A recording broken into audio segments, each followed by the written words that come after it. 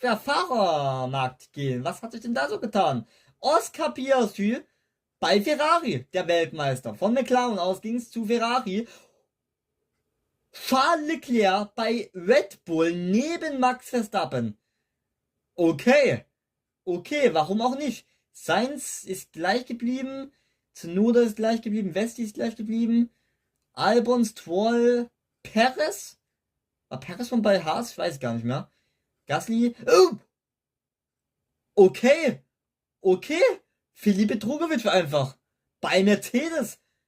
Hamilton bei McLaren. Russell bei Haas. Wie bitte? Wie bitte? Alter, was sind Van Dorn bei Mercedes? Was? Wollt ihr mich eigentlich komplett verkackeiern? Russell bei Alpine, Toyota bei Alpine und Ayumu Iwasa bei Alpine.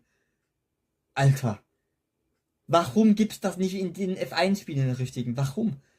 Das sind die besten Wechsel, die die Welt je gesehen hat. Ohne Scheiß, Alter. Ein Russell bei Haas. Was weiß ich noch?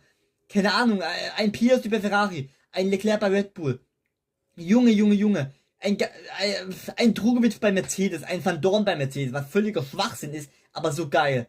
Ein Hamilton bei McLaren, der war ja sogar da mal, ne? Also, ja, unfassbar. Was für Wechsel schon wieder.